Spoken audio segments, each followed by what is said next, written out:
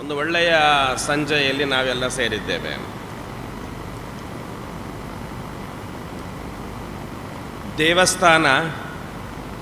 ದೇವಸ್ಥಾನದ ನಿರ್ಮಾಣಕ್ಕೆ ಮತ್ತು ನಾವೆಲ್ಲರೂ ಕೂಡ ದೇವಸ್ಥಾನದಲ್ಲಿ ಸೇರಲಿಕ್ಕೆ ಒಂದು ಪ್ರತ್ಯೇಕವಾದಂತಹ ಕಾರಣ ಅಂತ ಶಾಸ್ತ್ರ ವಿಧಿಸ್ತದೆ.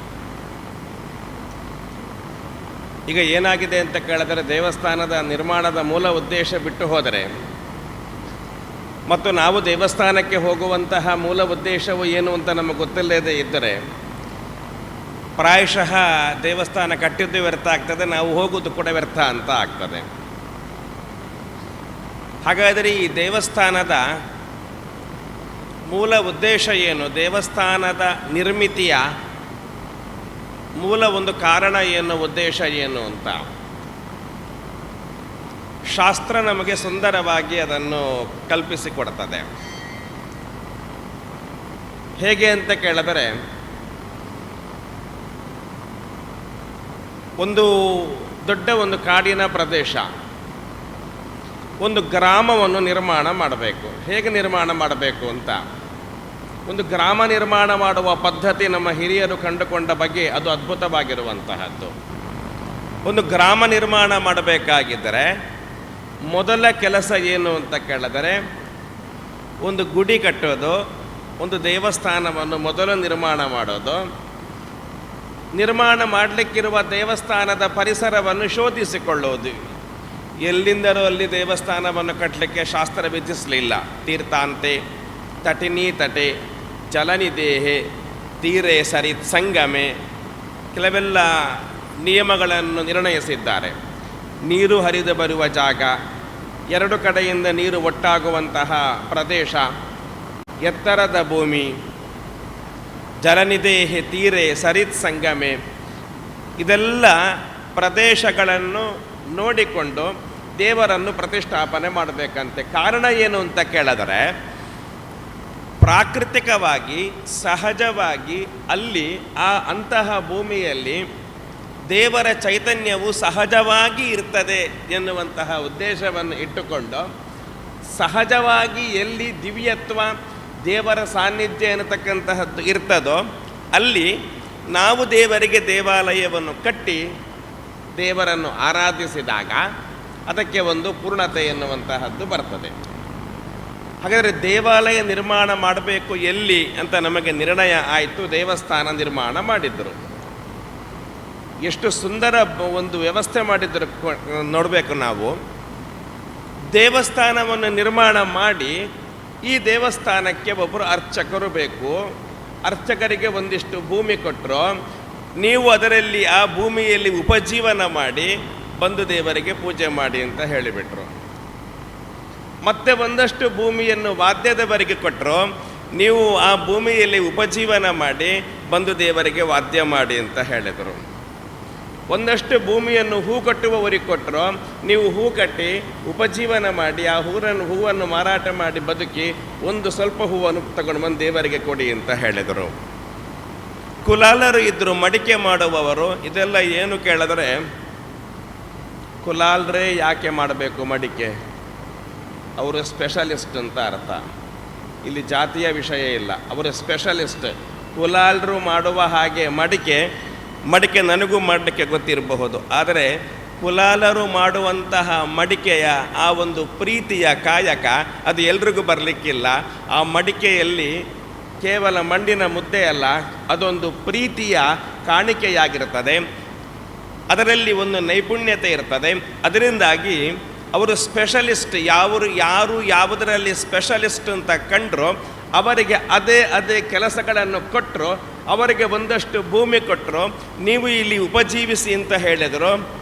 ಒಂದಲ್ಲ ಎರಡಲ್ಲ, 16 ವ್ಯಕ್ತಿಗಳಿಗೆ ಭೂಮಿಯನ್ನು ಕೊಟ್ಟು ಒಂದು ದೇವಸ್ಥಾನದಲ್ಲಿ 16 ವ್ಯಕ್ತಿಗಳಿಗೆ ದೇವಸ್ಥಾನದಲ್ಲಿ ಕಾಯಕ ಅಂತ ಕೊಟ್ಟರು. 16 ಮನೆತನಗಳು ನಿರ್ಮಾಣ ಆಯಿತು. ಇದರಲ್ಲಿ ಗುತ್ತು ಸೇರಿಕೊಂಡಿತು, ಬರ್ಕೆ ಸೇರಿಕೊಂಡಿತು.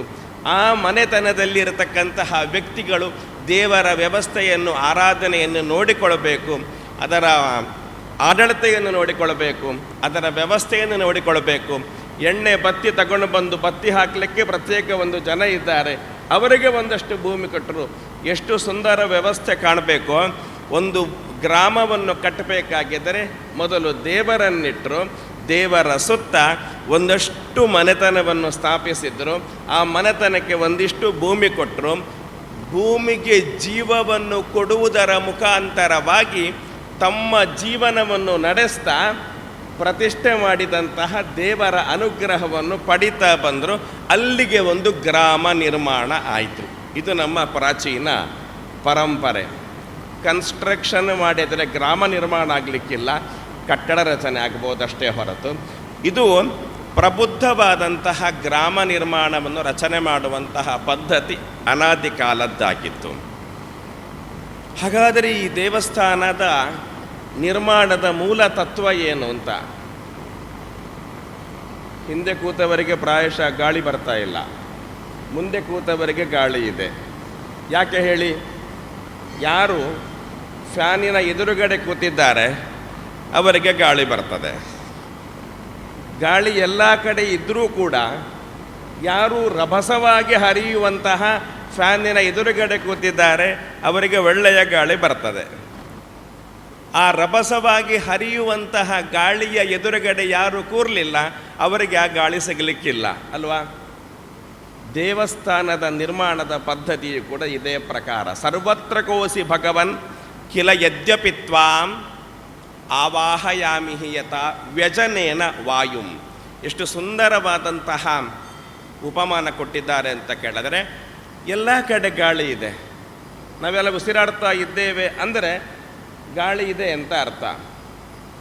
ಹಾಗಾದರೆ ನಮಗೆ ಬೆವರ್ತಾ ಉಂಟು ಯಾಕೆ ಅಂತ ಕೇಳಿದರೆ, ನಮ್ಮ ಬೆವರನ್ನು ನೀಗಿಸುವ ಗಾಳಿ ರಭಸವಾಗಿ ನಮಗೆ ಸಿಗ್ತಾ ಇಲ್ಲ ಅಂತ ಅರ್ಥ.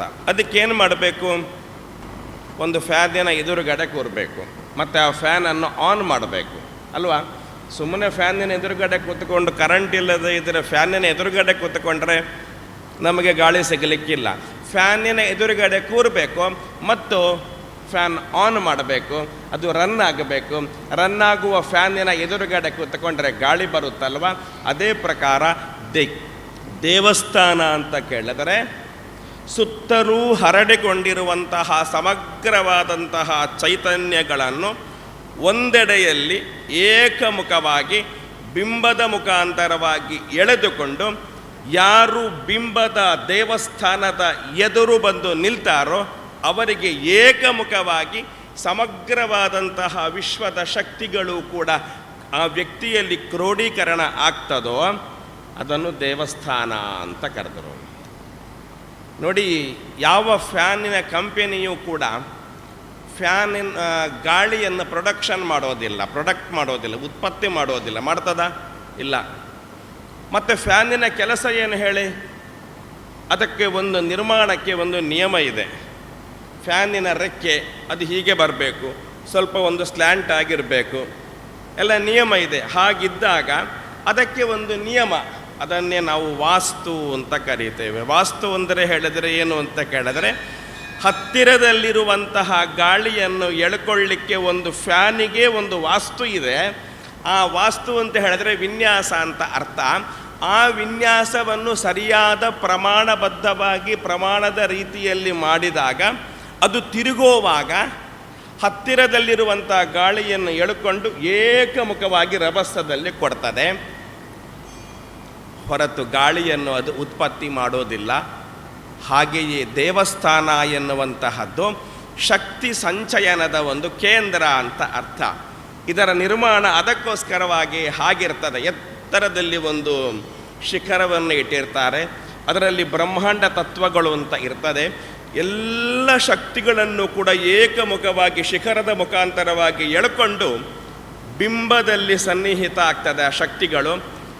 ಯಾರು ದೇವಸ್ಥಾನದ ಬಿಂಬದ ಎದುರು ಬಂದು ನಿಲ್ತಾರೆ, ತಕ್ಷಣ ಅವರಿಗೆ ಆ ದೇವರ ಅನುಗ್ರಹದ ಅನುಭವ ಉಂಟಾಗ್ತದೆ. ಇದು ಬಹಳ ವಿಶೇಷ.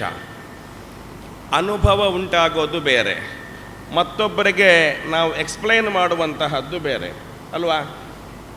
ನಾವೊಂದು ಕಾಫಿ ಕುಡಿತೇವೆ, ಕಾಫಿ ಕುಡಿದ ತಕ್ಷಣ ಕಾಫಿ ಹೇಗಿದೆ ಅಂತ ಕೇಳಿದರೆ ಅದನ್ನೀಗ ಎಕ್ಸ್ಪ್ಲೈನ್ ಮಾಡೋದು ಹೇಗೆ? ಸ್ವಲ್ಪ ಚೊಗರಿದೆ, ಹೌದಾ, ಚೊಗರು ಅಂದರೆ ಏನು? ಅಲ್ಲ, ಸ್ವಲ್ಪ ಸಿಹಿ ಇದೆ, ಹೌದಾ, ಅಂದರೆ ಚೊಗರು ಮತ್ತು ಸಿಹಿ ಮಿಶ್ರ ಆದರೆ ಅದು ಯಾವ ರೀತಿ ಇರ್ತದೆ? ಅಲ್ಲ, ಸ್ವಲ್ಪ ಅದು ಕಹಿ ಇರ್ತದೆ, ಹೌದಾ, ಅಂದರೆ ಈಗ ಚೊಗರು ಮತ್ತು ಕಹಿ ಮತ್ತು ಸಿಹಿ ಒಟ್ಟಾದರೆ ಅದು ಹೇಗೆ? ಎಕ್ಸ್ಪ್ಲೇನ್ ಮಾಡಲಿಕ್ಕಾಗುತ್ತಾ? ಇಲ್ಲ. ಒಳ್ಳೆಯ ಉಪಾಯ ಏನು ಹೇಳಿ? ಒಂದು ಲೋಟ ಕಾಫಿ ಅವನಿಗೆ ಕೊಟ್ಟು ಬಿಟ್ಟರೆ ಸರಿ. ಅಪ್ಪ, ನೀನು ಕಾಫಿ ಕುಡಿದು ಅನುಭವಿಸಿದ ನಂತರ ನಾನು ಎಕ್ಸ್ಪ್ಲೇನ್ ಮಾಡುವ ಅವಶ್ಯಕತೆ ಇಲ್ಲ, ಅದು ನಿನಗೆ ಗೊತ್ತಾಗುತ್ತೆ ಅಲ್ವಾ? ದೇವಸ್ಥಾನದ ಕೆಲವು ಸಂಗತಿಗಳನ್ನು ನಮಗೆ ಎಕ್ಸ್ಪ್ಲೇನ್ ಮಾಡಲಿಕ್ಕಾಗೋದಿಲ್ಲ. ಗಾಳಿ ಹೇಗಿದೆ ಅಂತ ಯಾರಾದರೂ ಕೇಳಿದರೆ, ಸರಿ, ಗಾಳಿ ಹೇಗಿದೆ ಅಂತ ಯಾವ ರೀತಿ ಹೇಳಲಿಕ್ಕೆ ಸಾಧ್ಯ? ಗಾಳಿ ಅದು ರೌಂಡ್ ಆಗಿದೆ, ಗಾಳಿ ಅದು ಎತ್ತರವಾಗಿದೆ, ಗಾಳಿ ಅದು ಸುಂದರವಾಗಿದೆ, ಏನು ಹೇಳಿದರೂ ಅದು ಮನಮುಟ್ಟುವ ಹಾಗೆ ಆಗಲಿಕ್ಕಿಲ್ಲ. ಮತ್ತೆ ಏನು ಮಾಡಬೇಕು? ಅಪ್ಪ, ನೀನು ಗಾಳಿ ಎದುರುಗಡೆ ಬಂದು ಕೂತುಕೋ, ಗಾಳಿ ಅಂದರೆ ಏನು ಅಂತ ಗೊತ್ತಾಗುತ್ತೆ ಅಂತ ಹೇಳ್ಬೋದಷ್ಟೇ ಹೊರತು ಕೆಲವು ಅನುಭವಕ್ಕೆ ಸಿಗುವಂತಹ ಸಂಗತಿಗಳನ್ನು ಮತ್ತೊಬ್ಬರಿಗೆ ಎಕ್ಸ್ಪ್ಲೇನ್ ಮಾಡಲಿಕ್ಕಾಗಲಿಕ್ಕಿಲ್ಲ. ದೇವಸ್ಥಾನವೂ ಕೂಡ ಹಾಗೆಯೇ ಅನುಭವಗಳ ದೊಡ್ಡ ಒಂದು ತಾಣ. ದೇವಸ್ಥಾನ ಅನುಭವಗಳ ದೊಡ್ಡ ತಾಣ. ಒಬ್ಬೊಬ್ಬರಿಗೆ ಒಂದೊಂದು ರೀತಿಯ ಅನುಭವಗಳು ದೇವಸ್ಥಾನದಲ್ಲಿ ಆಗ್ತದೆ. ಎಷ್ಟೋ ಜನ ಬರ್ತಾರೆ, ಓದುವ ವಿದ್ಯಾರ್ಥಿಗಳು, ನಾನು ಒಳ್ಳೆಯ ರೀತಿಯಲ್ಲಿ ಓದಲಿಕ್ಕೆ ಬೇಕಾಗಿರುವಂತಹ ಅನುಗ್ರಹ ಕೊಡು, ಬುದ್ಧಿಶಕ್ತಿ ಕೊಡು ಅಂತ ದೇವರಲ್ಲಿ ಕೇಳ್ತಾರೆ. ಅವನಿಗೆ ಒಳ್ಳೆಯ ಓದಿನ ಅನುಭವಗಳು ಅಲ್ಲಿ ಬರ್ತದೆ. ಆ ಅನುಭವ ಮತ್ತೊಬ್ಬನಿಗಾಗಬೇಕಾಗಿಲ್ಲ. ಸಂಪತ್ತು ಬೇಕು ಅಂತ ಮತ್ತೊಬ್ಬ ಬರ್ತಾನೆ, ಅವನಿಗೆ ಸಂಪತ್ತಿನ ಅನುಭವಗಳು ಬರ್ತದೆ. ಇದೆಲ್ಲ ಏನು ಅಂತ ಕೇಳಿದರೆ ಅನುಭವಗಳ ದೊಡ್ಡ ಒಂದು ತಾಣ ಮತ್ತು ನಂಬಿಕೆ ಮತ್ತು ಶ್ರದ್ಧೆಯ ದೊಡ್ಡ ಒಂದು ಕೇಂದ್ರ ಅಂತ ಆಗಿರ್ತದೆ. ಈ ದೇವಸ್ಥಾನದ ಅಲ್ಲಿ ನಮ್ಮ ಹಿಂದೂ ಸನಾತನ ಸಂಸ್ಕೃತಿಯಲ್ಲಿ, ನಾನು ಹೆಚ್ಚು ಮಾತಾಡೋದಿಲ್ಲ, ನಾನು ಈಗಲೇ ಮುಗಿಸ್ತೇನೆ. ನಮ್ಮ ಹಿಂದೂ ಸನಾತನ ಸಂಸ್ಕೃತಿಯಲ್ಲಿ ಎರಡು ಮುಖ್ಯವಾಗಿರತಕ್ಕಂತಹ ಅಂಗ ಇದೆ. ನಮ್ಮ ಎಲ್ಲ ಪೂಜಾ ಪುನಸ್ಕಾರಗಳಲ್ಲಿಯೂ ಕೂಡ ನಾನು ಹಿಂದೆ ಒಮ್ಮೆ ಹೇಳಿದ್ದೇನೆ, ಒಂದು ಆತ್ಮೋದ್ಧಾರ ಮತ್ತೊಂದು ಜಗದೋದ್ಧಾರ ಅಂತ ಎರಡೇ. ಆತ್ಮೋದ್ಧಾರ ಅಂದರೆ ಏನು ಗೊತ್ತಾ?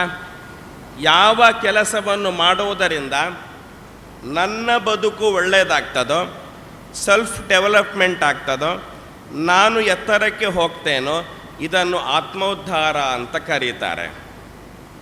ಯಾವ ಕೆಲಸವನ್ನು ಮಾಡೋದರಿಂದ ಸಮಾಜಕ್ಕೆ ನನ್ನಿಂದ ಒಂದಷ್ಟು ಕೊಡುಗೆ ಹೋಗ್ತದೋ ಅದನ್ನು ಜಗದೋದ್ಧಾರ ಅಂತ ಕರೆದಿದ್ದಾರೆ. ಪ್ರಾಯಶಃ ದೇವಸ್ಥಾನಕ್ಕೆ ಬಂದರೆ ಆತ್ಮೋದ್ಧಾರವೂ ಆಗ್ತದೆ, ಜಗದೋದ್ಧಾರವೂ ಆಗ್ತದೆ. ಆತ್ಮೋದ್ಧಾರವು ಜಗದೋದ್ಧಾರವು ಎರಡೂ ಆಗುವಂತಹ ಏಕತ್ರ ಒಂದು ಸ್ಥಾನ ಇದ್ದರೆ ಅದು ನನ್ನ ಹಿಂದೂ ಸನಾತನ ಸಂಸ್ಕೃತಿಯ ದೇವಸ್ಥಾನ ಅಂತ ಆಗಿದೆ. ಯಾಕೆ ಅಂತ ಕೇಳಿದ್ರೆ, ಪ್ರತಿನಿತ್ಯ ಒಳಗಡೆ ಅರ್ಚಕರು ಪೂಜೆ ಮಾಡುವಾಗ ಒಂದು ಘೋಷವಾಕ್ಯವನ್ನು ಹೇಳ್ತಾರೆ, ಧ್ಯೇಯ ಮಂತ್ರವನ್ನು ಹೇಳ್ತಾರೆ. ನಮಗೆಲ್ಲ ಗೊತ್ತಿದೆ ಆ ಮಂತ್ರಗಳು. ಏನು ಗೊತ್ತಾ? ಕಾಲೇ ವರ್ಷತು ಪರ್ಜನ್ಯ, ಪೃಥಿವೀ ಸಸ್ಯಶಾಲಿನಿ, ದೇಶೋಯಂ ಕ್ಷೋಭರಹಿತ, ಸಜ್ಜನಾ ಸಂತು ನಿರ್ಭಯಾ. ಈ ಮಂತ್ರವನ್ನು ಹೇಳದೇ ಇರುವ ಅರ್ಚಕರು ದೇವಸ್ಥಾನದಲ್ಲಿ ಇಲ್ಲ. ಎಲ್ಲ ಅರ್ಚಕರು ಈ ಮಂತ್ರವನ್ನು ದೇವಸ್ಥಾನದಲ್ಲಿ ಹೇಳಿಯೇ ಹೇಳ್ತಾರೆ. ಇದರ ಅರ್ಥ ಏನು ಗೊತ್ತಾ? ಕಾಲೇ ವರ್ಷತು ಪರ್ಜನ್ಯ, ನಾನು ಬದುಕುವ ದೇಶದಲ್ಲಿ ಕಾಲಕ್ಕೆ ಸರಿಯಾಗಿ ಮಳೆಯಾಗಲಿ. ಇದು ದೇವಸ್ಥಾನದಲ್ಲಿ ಆಗುವ ಜಗದೋದ್ಧಾರ. ನಾನು ಬದುಕುವಂತಹ ಪೃಥಿವಿ ಭೂಮಿಯಲ್ಲಿ ಒಳ್ಳೆಯ ಸಸ್ಯ ಸಂಪತ್ತು ಬರಲಿ, ಕೃಷಿ ಒಳ್ಳೆಯ ರೀತಿಯಲ್ಲಿ ಬೆಳಗಲಿ, ಒಳ್ಳೆಯ ಪ್ರಕೃತಿ ಇಲ್ಲಿ ಸಂಚಯನ ಆಗಲಿ. ಇದು ನನ್ನ ದೇವಸ್ಥಾನ ಜಗತ್ತಿಗೆ ಕೊಟ್ಟಂತಹ ಕೊಡುಗೆ. ಇದು ಜಗದೋದ್ಧಾರ ಅಂತ ಆಗ್ತದೆ. ಕಾಲೇ ವರ್ಷದ ಪರ್ಜನ್ಯ ಪೃಥಿವೀ ಸಸ್ಯಶಾಲಿನಿ. ಎಷ್ಟು ಒಳ್ಳೆ ಮಾತು ನೋಡಿ. ದೇಶೋಯಂ ಕ್ಷೋಭರಹಿತ. ಇವತ್ತು ಯುದ್ಧ ಆಗ್ತಾ ಇದೆ, ಎಲ್ಲೆಲ್ಲೋ ಯುದ್ಧ ಆಗ್ತಾ ಇದೆ. ಅದರ ಅನುಭವವನ್ನು ಯಾರ್ಯಾರೋ ಇವತ್ತು ನಾವು ಪಡ್ಕೊಳ್ತಾ ಇದ್ದೇವೆ. ಸಮಸ್ಯೆಗಳು ಯಾರಿಗೋ ಬರ್ತಾ ಇದೆ, ಯುದ್ಧ ಯಾರಿಗೋ ಆಗ್ತಾ ಇದೆ. ಯುದ್ಧ ಆಗ್ತಾ ಇರುವ ಕಾರಣಗಳು ಏನೋ ಬೇರೆ, ಅದರಲ್ಲಿ ಆಗುವಂತಹ ಪರಿಣಾಮಗಳು ಬೇರೆ. ಕ್ಷೋಭೆ ಯಾರಿಗೋ ಬರ್ತಾ ಇದೆ, ಎಫೆಕ್ಟ್ ಯಾರಿಗೋ ಬರ್ತಾ ಇದೆ ಅಲ್ವಾ? ಇಲ್ಲೆಲ್ಲ ಲೈಟ್ ಹಾಕಿದ್ದಾರೆ, ಯಾರೋ ಒಬ್ಬ ಬಂದು ಲೈಟ್ ಆಫ್ ಮಾಡಿದ್ದಾನೆ. ಈಗ ಕತ್ತಲೆ ಲೈಟ್ ಆಫ್ ಮಾಡಿದವನಿಗೆ ಮಾತ್ರ ಬರುತ್ತೋ ಅಥವಾ ಎಲ್ರಿಗೂ ಬರುತ್ತೋ? ಎಲ್ರಿಗೂ ಕತ್ತಲೆ ಬರುತ್ತೆ ಅಲ್ವಾ? ಲೈಟ್ ಆಫ್ ಮಾಡುವವನು ಒಬ್ಬ, ಆ ಕತ್ತಲಿನ ಅನುಭವವನ್ನು ಅನುಭವಿಸುವವರು ಇದ್ದವರು ಎಲ್ಲರೂ ಕೂಡ. ಅದರಿಂದಾಗಿ ದೇಶೋಯಂ ಕ್ಷೋಭರಹಿತ, ನಾನು ಬದುಕುವ ದೇಶ ಯಾವ ಕಾರಣಕ್ಕೂ ಯಾವ ಕಾಲದಲ್ಲಿಯೂ ಕೂಡ ಕ್ಷೋಭೆಗೆ ಒಳಗಾಗದಿರಲಿ. ಈ ಮಂತ್ರವನ್ನು ನಿತ್ಯವೂ ಕೂಡ ಅರ್ಚಕರು ಹೇಳ್ತಾರೆ. ಅಲ್ಲ, ಈ ಮಂತ್ರವನ್ನು ನಿತ್ಯವೂ ಕೂಡ ಅರ್ಚಕರು ಹೇಳಿದರೆ ಆಗುತ್ತಾ ಅಂತ ಒಂದು ಪ್ರಶ್ನೆ ಬರುತ್ತೆ. ಇದಾಗುತ್ತೆ. ಯಾಕೆ ಅಂತ ಕೇಳಿದರೆ, ನಮ್ಮ ದೇವಸ್ಥಾನ ಅದು ಒಂದು ಶ್ರದ್ಧೆಯ ಪ್ರತೀಕ, ಅದು ಒಂದು ನಂಬಿಕೆಯ ತಾಣ.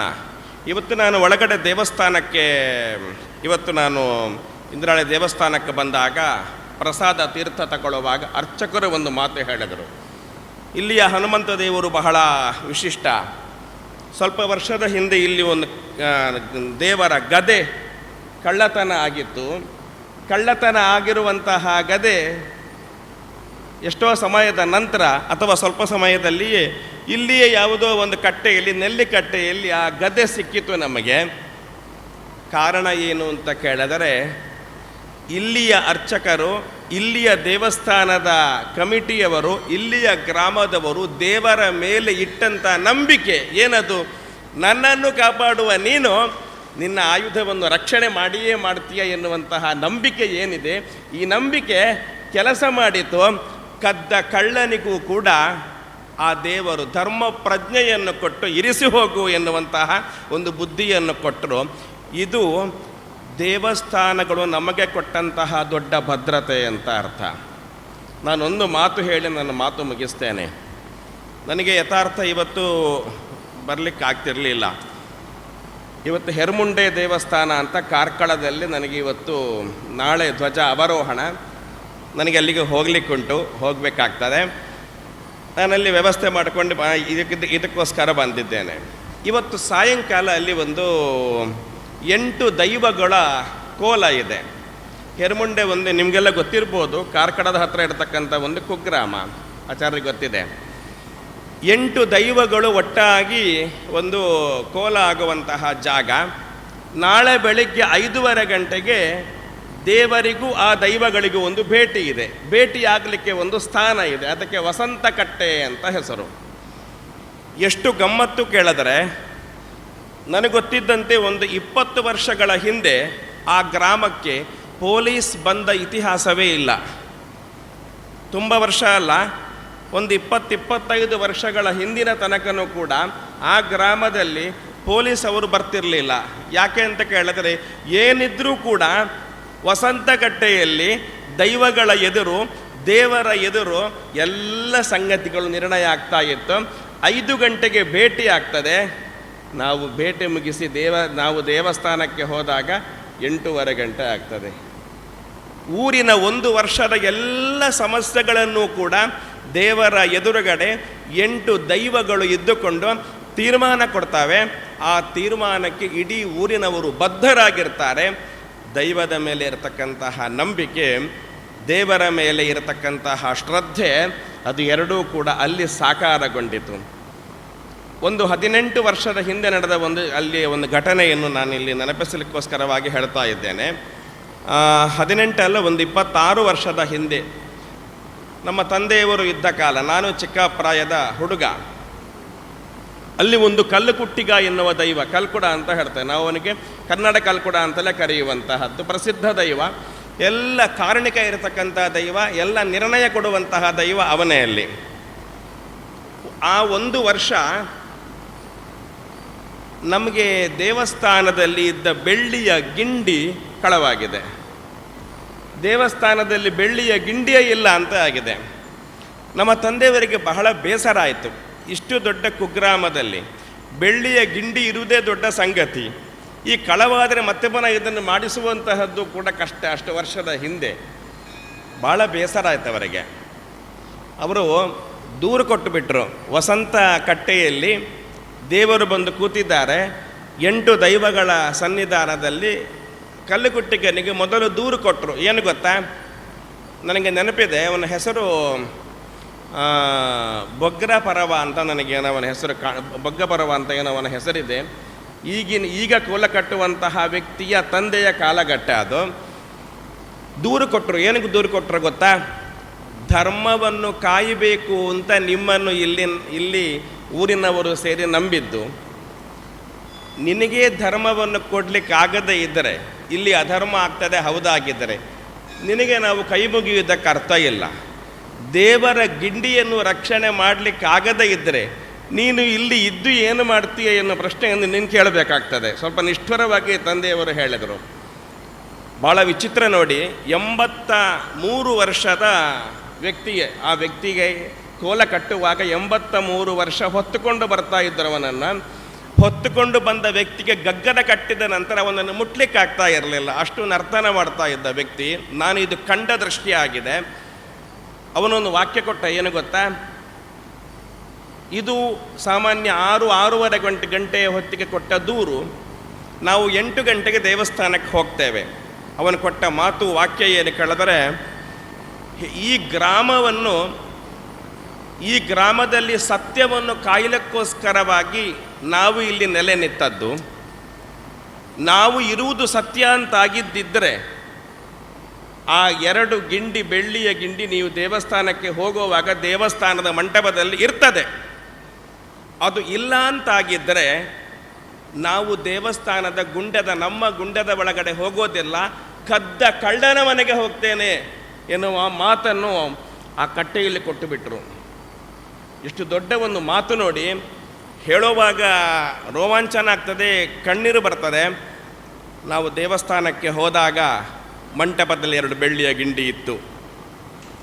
2 ಬೆಳ್ಳಿಯ ಗಿಂಡಿ ಇತ್ತು. ಇದು ನಾನು ಕಣ್ಣಾರೆ ಕಂಡಂತಹ ಒಂದು ಅದ್ಭುತ ಸತ್ಯ. ಈ ಬೆಳ್ಳಿಯ ಗಿಂಡಿ ಇತ್ತು.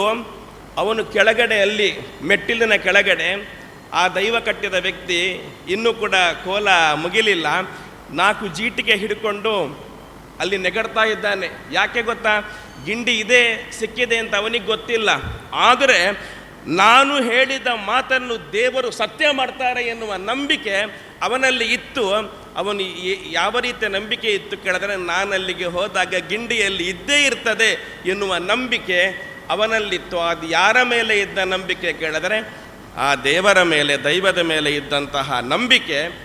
ಈ ನಂಬಿಕೆಯನ್ನು ಉಳಿಸಲಿಕ್ಕೋಸ್ಕರವಾಗಿ ದೇವರು ಆ ಕಳ್ಳನಿಗೂ ಕೂಡ ಮನಸ್ಸಿಗೆ ಹೋಗಿ ಮುಟ್ಟಿಸಿ ಬುದ್ಧಿ ಕೊಟ್ಟು ಅವನನ್ನು ಇರಿಸಿದರು. ಪ್ರಾಯಶಃ ಕಳ್ಳ ಅಲ್ಲೇ ಇದ್ದ, ನುಡಿ ಕೊಡುವಾಗ ಕಳ್ಳ ಅಲ್ಲೇ ಇದ್ದ. ಅವನು ಹೆದರಿಕೊಂಡಿದ್ದಾನೆ. ಏನು, ಈ ದೈವ ಅಲ್ಲಿಗೆ ಹೋಗುವುದರ ಒಳಗಡೆ ಗಿಂಡಿ ಬಾರದೇ ಇದ್ದರೆ ನನ್ನ ಮನೆ ಬಂದು ಸುಡ್ತದೆ ಅಂತ ಹೇಳಿದೆ. ಈಗ ನಾನು ಸೇಫ್ ಆಗಬೇಕಾಗಿದ್ದರೆ ನನಗೆ ಒಂದು ಒಳ್ಳೆಯ ದಾರಿ ಮಾಡಿ ಕೊಟ್ಟಿದೆ, ನಾನು ಇಟ್ಟು ಬಿಡ್ತೇನೆ ಅಂತ ಹೇಳಿ ಇಟ್ಟು ಬಿಟ್ಟ. ಇದು ಕಳ್ಳನಿಗೂ ದೇವರ ಮೇಲೆ ಇರತಕ್ಕಂತಹ ನಂಬಿಕೆ, ಇದು ಶ್ರದ್ಧೆ ಅಂತ ಆಗ್ತದೆ. ಅದರಿಂದಾಗಿ ಈ ಶ್ರದ್ಧೆಯ, ಈ ನಂಬಿಕೆಯ ದೊಡ್ಡ ಒಂದು ತಾಣ ಯಾವುದು ಕೇಳಿದರೆ ಅದು ದೇವಸ್ಥಾನ ಅಂತ ಆಗ್ತದೆ. ಅದೆಷ್ಟೋ ಮಂದಿ ಈಗ ಏನಾಗಿದೆ ಕೇಳಿದರೆ, ಯಾರು ಬೇಸರಿಸಬೇಡಿ, ಬುದ್ಧಿಹೀನ ಬುದ್ಧಿಜೀವಿಗಳು ಏನು ಮಾಡ್ತಾ ಇದ್ದಾರೆ ಕೇಳಿದರೆ, ಮೂಢನಂಬಿಕೆ ಎನ್ನುವ ಗೋಣಿಯಲ್ಲಿ ನಮ್ಮ ಈ ಎಲ್ಲ ಒಳ್ಳೊಳ್ಳೆಯ ನಂಬಿಕೆಯನ್ನು ಕಟ್ಟಿ ನಮ್ಮಿಂದ ದೇವಸ್ಥಾನವನ್ನು, ದೇವರನ್ನು ದೂರ ಮಾಡ್ತಾ ಇದ್ದಾರೆ. ನಂಬಬೇಡಿ, ಹೋಗಬೇಡಿ, ದೇವರನ್ನು ಪೂಜಿಸಬೇಕಾಗಿಲ್ಲ ಎನ್ನುವಂತಹ ಕೆಟ್ಟ ಕೆಟ್ಟ ನಮಗೆ ಪ್ರಚೋದನೆಗಳನ್ನು, ವಾಕ್ಯಗಳನ್ನು ಕೂಡ ಹೇಳ್ತಾ ಇದ್ದಾರೆ. ನಾವು ಹಿಂದೂಗಳು ಇವತ್ತೂ ಕೂಡ ಧರ್ಮ ಪ್ರಜ್ಞೆಯಲ್ಲಿ ಇರುವುದರಿಂದಲೇ ಇವತ್ತು ನಮ್ಮನ್ನು ವಿಭಜನೆ ಮಾಡಲಿಕ್ಕೆ ಯಾರಿಂದನೂ ಕೂಡ ಆಗಲಿಲ್ಲ. ನಾವು ಇವತ್ತು ಇಷ್ಟು ಜನ ಸೇರಿದ್ದೇವೆ. ವರ್ಷಕ್ಕೆ 1 ಬಾರಿ ದೇವರ ಉತ್ಸವ ಆಗುವಾಗ ನಾವು 1,000, 2,000 ಜನ ಸೇರ್ತೇವೆ. ಆವಾಗ ಜಯಕರ ಶೆಟ್ಟರು ಒಂದು ಮಾತು ಹೇಳಿದರು. ಮಣಿಪಾಲದ ಬಬ್ಬು ಸ್ವಾಮಿಯಲ್ಲಿ ಪ್ರಾಯಶಃ ಪ್ರಶ್ನೆಗೆ ನಾನೇ ಅಲ್ಲಿ ಸ್ವಲ್ಪ ಸಮಯದ ಹಿಂದೆ ಅಷ್ಟಮಂಗಲಕ್ಕೆ ಬಂದಿದ್ದೇನೆ. ಅವರೊಂದು ಮಾತು ಹೇಳಿದರು. ವರ್ಷಕ್ಕೆ ಒಮ್ಮೆ ಕೋಲ ಆಗುವಾಗ 1,00,000 ಜನಕ್ಕಿಂತಲೂ ಜನ ಜಾಸ್ತಿ ಸೇರ್ತಾರೆ ಅಂತ ಕೇಳಿದರೆ, ಇದು ನನ್ನ ತಾಕತ್ತು ಏನು ಕೇಳಿದರೆ, ನನ್ನ ಹಿಂದೂ ಧರ್ಮದ ತಾಕತ್ತು ಏನು ಕೇಳಿದರೆ, ಒಂದು ಜಾಗದಲ್ಲಿ 1,00,000 ಜನರನ್ನು ಕರೆಸುವ ತಾಕತ್ತಿದ್ದರೆ ಅದು ನನ್ನ ಹಿಂದೂ ಧರ್ಮದ ದೇವರ ಮೇಲೆ ಇರತಕ್ಕಂತಹ ಶ್ರದ್ಧೆಗೆ, ನಂಬಿಕೆಗೆ ಮಾತ್ರ ಅದಾಗ್ತದೆ ಅಂತ ನನಗೆ ಕಾಣ್ತದೆ. ಆ ನಿಟ್ಟಿನಲ್ಲಿ ನಾವೆಲ್ಲರೂ ಕೂಡ ಇವತ್ತಿನ ದಿವಸ ದೇವಸ್ಥಾನದ ಜೀರ್ಣೋದ್ಧಾರ ನಮ್ಮೆಲ್ಲರ ಕರ್ತವ್ಯ. ಯಾಕೆ? ದೇವಸ್ಥಾನದ ಜೀರ್ಣೋದ್ಧಾರ ಅದು ದೇವರ ಜೀರ್ಣೋದ್ಧಾರ ಅಲ್ಲ. ಯಾಕೆ ಅಂತ ಕೇಳಿದರೆ ದೇವರಿಗೆ ಜೀರ್ಣೋದ್ಧಾರ ಆಗುವುದರಿಂದ ಏನೂ ಆಗಲಿಕ್ಕಿಲ್ಲ. ದೇವಸ್ಥಾನದಲ್ಲಿ ದೇವರ ಜೀರ್ಣೋದ್ಧಾರ ಮಾಡುವುದು ಅಂದರೆ ಅದು ನಮ್ಮ ಬದುಕಿನ ಜೀರ್ಣೋದ್ಧಾರ ಅಂದರ್ಥ. ನಾವು ಒಳ್ಳೆಯ ಸ್ಥಾನಕ್ಕೆ ಏರುವಂತಹದ್ದು ಅಂತ ಅರ್ಥ. ಆ ನಿಟ್ಟಿನಲ್ಲಿ ನಮ್ಮ ಕರಾವಳಿಯ ಈ ಪ್ರದೇಶ ಅದು ದೇವರ ನಾಡು ಅಂತಲೇ ಸತ್ಯ. ಅದೆಷ್ಟೋ ದೇವಸ್ಥಾನಗಳು, ಅದೆಷ್ಟೋ ಭಜನಾ ಮಂದಿರಗಳು ಇವತ್ತು ದೇವಾಲಯಗಳಾಗಿ ಮಾರ್ಪಾಡಾಗ್ತಾ ಶ್ರದ್ಧಾ ಕೇಂದ್ರವಾಗಿ ಇವತ್ತು ಕೂಡ ಇರೋದರಿಂದ ನಮ್ಮ ಹಿಂದೂ ಸಂಸ್ಕೃತಿ, ಸನಾತನ ಸಂಸ್ಕೃತಿ ಭದ್ರವಾಗಿ ಇವತ್ತು ಉಳ್ಕೊಂಡಿದೆ. ಇದನ್ನು ಇನ್ನಷ್ಟು ನಾವು ಗಟ್ಟಿಯಾಗಿ ಉಳಿಸೋಣ ಮತ್ತು ನಾವು ಬೆಳೆಸೋಣ. ಯಾಕೆ ಅಂತ ಕೇಳಿದರೆ ಹಿಂದೆ ನಿಮಗೆಲ್ಲ ಗೊತ್ತಿದೆ, ಪರಕೀಯರು ದಾಳಿ ಮಾಡಿದಾಗ ಮೊದಲು ನಾಶ ಮಾಡಿದ್ದು ದೇವಸ್ಥಾನವನ್ನು. ಯಾಕೆ ಅಂತ ಕೇಳಿದರೆ ಎಲ್ಲಿಯ ತನಕ ದೇವಸ್ಥಾನ ಇರ್ತದೋ ಅಲ್ಲಿಯ ತನಕ ನಮ್ಮ ಶ್ರದ್ಧೆ, ನಂಬಿಕೆ ಗಾಢವಾಗಿ ಇರ್ತದೆ. ಯಾವಾಗ ಶ್ರದ್ಧಾ ಕೇಂದ್ರವಾದಂತಹ ದೇವಸ್ಥಾನವೇ ಇಲ್ಲ ಅಂತಾಗುತ್ತೋ ನಮ್ಮ ಶ್ರದ್ಧೆ, ನಂಬಿಕೆ ಎಲ್ಲವೂ ಕೂಡ ಸರ್ವನಾಶ ಆಗ್ತದೆ ಅಂತ ಅರ್ಥ. ಇವತ್ತು ಸತ್ಯ, ಇವತ್ತು ನಾವು ಉಳ್ಕೊಂಡಿದ್ದೇವೆ, ಅದು ದೇವರ ಅನುಗ್ರಹದಿಂದ. ನಾವೆಲ್ಲರೂ ಕೂಡ ಆ ದೇವರ ಅನುಗ್ರಹಕ್ಕೆ ಪಾತ್ರರಾಗೋಣ. ಇಂತಹ ಜೀರ್ಣೋದ್ಧಾರವನ್ನು ಎಲ್ಲ ಕ್ಷೇತ್ರದಲ್ಲಿಯೂ ಮಾಡ್ತಾ ನಮ್ಮ ಬದುಕಿನ ಜೀರ್ಣೋದ್ಧಾರವನ್ನು ನಾವು ಮಾಡಿಕೊಳ್ಳೋಣ ಅಂತ ಹೇಳ್ತಾ ನನ್ನ ಮಾತನ್ನು ಮುಗಿಸ್ತೇನೆ. ಕೃಷ್ಣಾರ್ಪಣಮಸ್ತು.